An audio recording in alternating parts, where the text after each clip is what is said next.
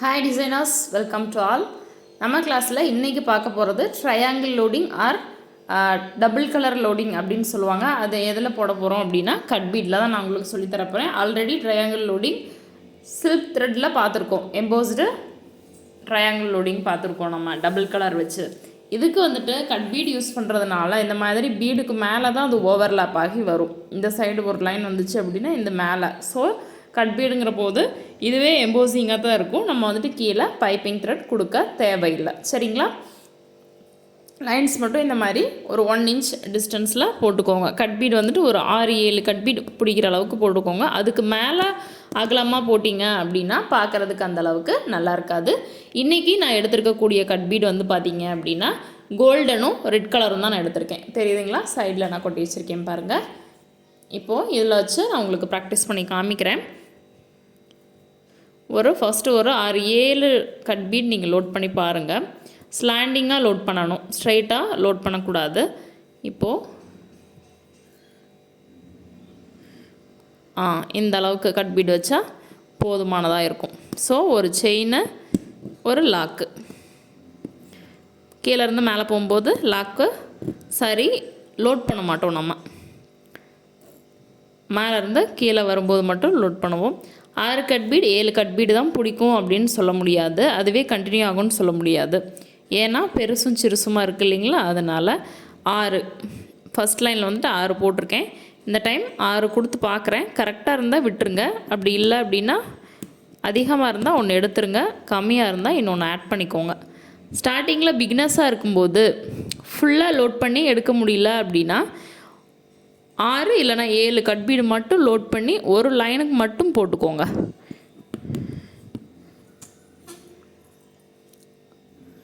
உங்களுக்கு தெரியுதா? ஒரு லைனுக்கு மட்டும் போட்டுட்டு ஒரு லைனுக்காக நீங்கள் வந்துட்டு போட்டுக்கலாம். இப்போது எனக்கு 3 லைன் போதும் அப்படின்னு நினைக்கிறேன். இல்லை 4 போடலாங்களா? 3, 4, 5 மட்டும் போடுங்க, போதும். ரொம்ப போட்டிங்க அப்படின்னாலும் உங்களுக்கு ரொம்ப வந்துட்டு அகலமாக தெரியும். ரொம்ப கம்மியாக போட்டிங்கனாலும் நல்லா இருக்காது. 2, 1 போட்டோம்னாலும் நல்லா இருக்காது. 3, 4, 5, 6க்கு மேலே நீங்கள் போக வேணாம், ஸ்டிச்சே மாறிடும். நான் இப்போது 4ஓட நிறுத்திக்கிறேன். எண்ணாட் போட்டு கம்ப்ளீட் பண்ணிடலாம். ஒரு எண்ணாட் வந்துட்டு கலண்டுருமோ அப்படின்ற பயமாக இருந்தால் நான் 2 எண்ணாட் போட்டுக்க சொல்லியிருக்கேன். இப்போ பார்த்தீங்க அப்படின்னா இந்த ஆப்போசிட்டில் முடிஞ்சுதா? ஸோ இங்கேருந்து ஸ்டார்ட் பண்ணுங்கள். ஆப்போசிட்டில் ஒரு லாக் வச்சுட்டு கோல்டன் நம்ம ஃபினிஷ் பண்ணிட்டோம். இனி என்ன எடுக்கணும் அப்படின்னா ரெட் கலர். நீங்கள் ப்ராக்டிஸ் பண்ணும்போது கிளாத் என்ன கலரில் இருக்கோ அந்த கலர் ஷூயிங் த்ரெட் எடுத்துக்கோங்க. நான் உங்களுக்கு தெரியணும் அப்படின்றதுக்காண்டி நான் இப்போ வந்துட்டு ஒரு மாதிரி ரொம்ப லைட் கலராக எடுத்திருக்கேன். நான் யூஸ் பண்ணுறது ரெண்டுமே டார்க் கலர் தானே நான் யூஸ் பண்ணுறேன். லைட் கலர் எடுத்தால் தானே உங்களுக்கு தெரியும். அதனால் நான் லைட் கலர் ஷூயிங் த்ரெட் எடுத்திருக்கேன். இந்த மாதிரி மேலே ஓவர்லாப் ஆகி தான் வரும். ஸோ இதுவே ஆல்ரெடி எம்போசிங்காக இருக்கிறதுனால பைப்பிங் த்ரெட்டை வந்துட்டு நம்ம கீழே கொடுக்க வேண்டியதில்லை. பைப்பிங் த்ரெட்டு கீழே கொடுத்தோம் அப்படின்னா ரொம்ப பல்ஜியாக தூக்கிக்கிட்டு இருக்கும். சரிங்களா? இதுவே வந்துட்டு மேலே ஓவர்லாப் ஆகி வர்றதுனால இன்னும் வந்துட்டு ஒரு கட் பீடு சேர்த்து பிடிக்கிறதுக்கான வாய்ப்பு கூட இருக்குது. பாருங்கள், 7 கட் பீடு எடுக்குது. கீழே வந்துட்டு 6 கட் பீடு வச்சோம். இப்போது 7 கட் பீடு வைக்கிற மாதிரி இருக்கும். ஏன் அப்படின்னா இந்த கட் பீடு மேலே வந்து கீழே வருது இல்லைங்களா? அதனால் நம்ம 7 கட் பீட் கொடுக்குற மாதிரி இருக்குது. கட் பீட் சின்னதாக இருந்தால் 8 கூட கொடுக்குற மாதிரி இருக்கும். ஸோ கட் பீடை பொறுத்து நம்ம சொல்ல முடியாது. லோட் பண்ணி பாருங்கள். 7 போட்டு பாருங்கள். அதிகமாக இருந்தால் 6 போடுங்க, 1 எடுத்துகிட்டு. கம்மியாக இருந்தால் 8 லோட் பண்ணிக்கோங்க. கீழேருந்து மேலே போகும்போது நம்ம லோட் பண்ண மாட்டோம். மேலேருந்து கீழே வரும்போது லோட் பண்ணிக்கோங்க. இந்த ஸ்டிச்சோட பேர் வந்துட்டு பார்த்திங்க அப்படின்னா டபுள் கலர் லோடிங், இல்லை அப்படின்னா ட்ரையாங்கிள் லோடிங். நான் கட் பீட்டில் போட்டு காமிச்சிருக்கேன். நீங்கள் இதே 2 கலர் யூஸ் பண்ணி சுகர் பீட்லேயும் எனக்கு ஒரு லைன் மட்டும் போட்டு காமிங்க. இதில் வந்துட்டு நீங்கள் ப்ராஜெக்ட் ஒர்க் எதுவும் பண்ண வேண்டாம். இப்போது கீழே வந்துட்டு கோல்டன் முடிச்சாச்சு, மேலே ரெட் முடிச்சாச்சு. இப்போது எண்ணாட் போட்டாச்சு. இப்போது கோல்டன் எங்கே முடிச்சிருக்கேனோ அங்கேருந்து ஸ்டார்ட் பண்ணுங்கள். அதாவது இந்த லைன் முடிச்சிருக்கேன்னா இங்கேருந்து ஸ்டார்ட் பண்ணி கோல்டனை மறுபடியும் எடுத்துக்கோங்க. இப்போ ரெட் முடிச்சாச்சு. அடுத்தது கோல்டன் லோட் பண்ணுங்கள் உங்களோட நீடிலில். ப்ராக்டிஸ் பண்ணிவிட்டு உங்களோட இமேஜை கண்டிப்பாக என்னோடய இன்ஸ்டா பேஜில் ஷேர் பண்ணுங்கள். நீங்கள் ஃபீஸ் கட்டி படிச்சிங்கன்னா எந்த அளவுக்கு படிப்பீங்களோ அதே அளவுக்கு நம்மளோட கிளாஸ்லேயும் இந்த ஃப்ரீ கிளாஸை நீங்கள் யூஸ் பண்ணிக்கோங்க. இதுக்கப்புறம் பெய்ட் கோர்ஸ் தான் வரப்போகுது. அதனால் இந்த ஃப்ரீ கோர்ஸை நீங்கள் யூஸ் பண்ணிக்கோங்க. இப்போது இப்படி லோட் பண்ணியாச்சு. அடுத்தது செகண்டு, கீழேருந்து மேலே போகும்போது லோட் பண்ண மாட்டோம். அடுத்த லைன் ஒரு 7 பீடு வச்சு பாருங்கள். பத்தலை அப்படின்னா 8 வைங்க.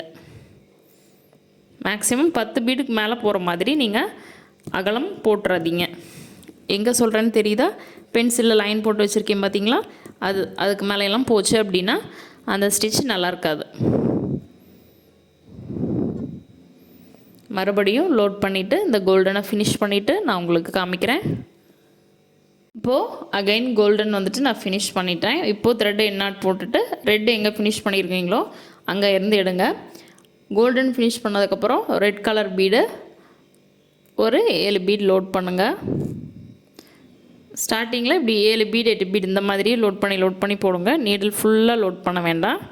இப்போது எனக்கு வந்துட்டு இன்னும் ஒரு பீட் கொடுக்கணும். இந்த மாதிரி லோட் பண்ணிங்க அப்படின்னா இதுவே நல்ல எம்போசிங்காக தான் இருக்குது. சரிங்களா? இதுக்கு அவுட்லைனாக நீங்கள் பீட் கொடுத்தீங்க அப்படின்னா நீட்டாக இருக்கும். இந்த சைட்லெலாம் வெளியில் தெரியாமல் நீட்டாக ஃபினிஷிங் ரொம்பவே நீட்டாக அழகாக இருக்கும். பைப்பிங் த்ரெட் கொடுக்காமையே இது வந்துட்டு ரொம்ப எம்போசிங்காக தான் இருக்கும்.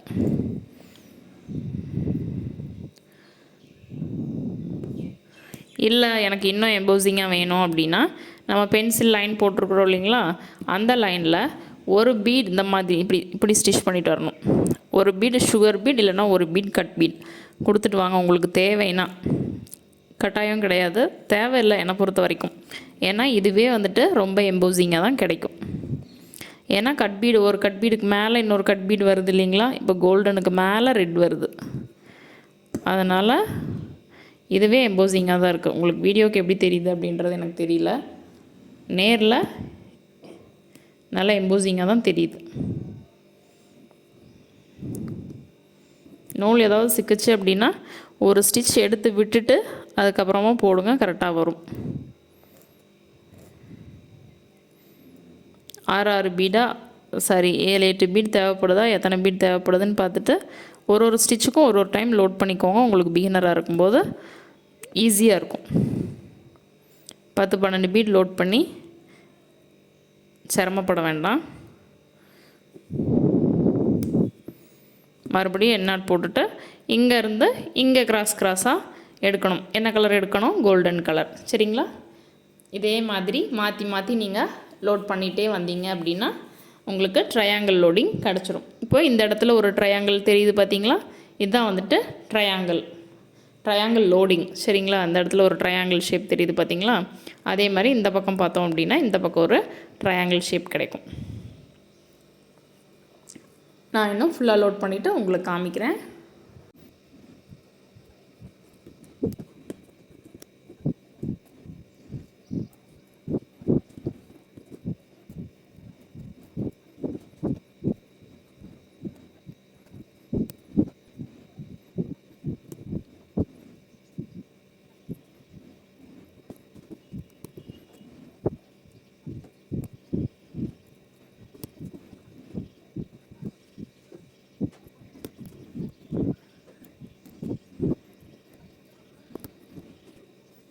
இப்போது இது வரைக்கும் கம்ப்ளீட் பண்ணியிருக்கேன் பாருங்கள். இதே ஸ்டிச்சை ரிப்பீட்டாக நீங்கள் வந்துட்டு போட்டுகிட்டே வரணும். இப்போது கோல்டன் வச்சுட்டு லாஸ்ட்டு எப்படி ஃபினிஷ் பண்ணுறது அப்படின்றத நான் உங்களுக்கு சொல்லி கொடுத்துட்றேன்.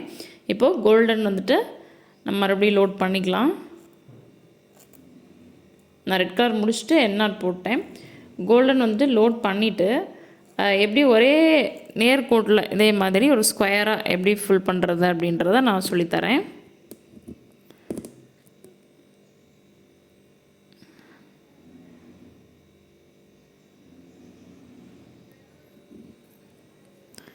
இப்போது இந்த மாதிரி லோட் பண்ணிக்கோங்க. இந்த golden 4 line, red colour beat 4 line அப்படின்னு சொல்கிறேன் இல்லைங்களா, அது 4 லைன் தான் கொடுக்கணும். ஸ்டார்டிங்கில் 3 லைன் கொடுத்தீங்க அப்படின்னா 3 லைன் தான் கொடுக்கணும். ஒன்றில் 3 லைன், ஒன்றில் 4 லைன் அந்த மாதிரிலாம் கண்டிப்பாக கொடுக்கவே கூடாது. இப்போது கோல்டன் வைக்கிறதுக்கு இப்போ ஈக்குவல் பண்ணுறதுக்கு பாருங்கள், 2 பீடு ஒரு பீடாக குறைச்சிக்கிட்டே வரணும். இப்போது இந்த அளவுக்கு வைக்கலாம். அடுத்தது ஒரு 4-5 பீடு வச்சா போதும்.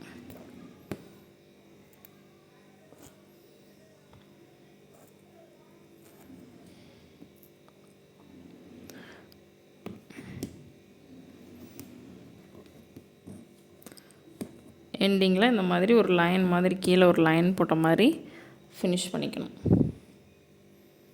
இதே வந்துட்டு நீங்கள் ஸ்டார்டிங்லேயும் ஃபினிஷிங் வேணும் அப்படின்னா பண்ணிக்கலாம், இல்லைனா விட்டுறலாம். இந்த ஸ்டேஜில் போட்டோம் அப்படின்னாக்க ஃபினிஷிங் நல்லாயிருக்கும்.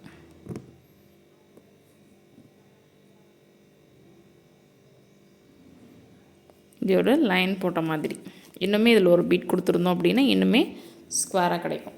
சரிங்களா? இதே மாதிரி நீங்களும் ஒர்க் பண்ணிவிட்டு அவங்களோட ஒர்க்கை நம்மளோட இன்ஸ்டா பேஜில் ஷேர் பண்ணுங்கள். நெக்ஸ்ட் கிளாஸில் பார்க்கலாம். தேங்க்யூ.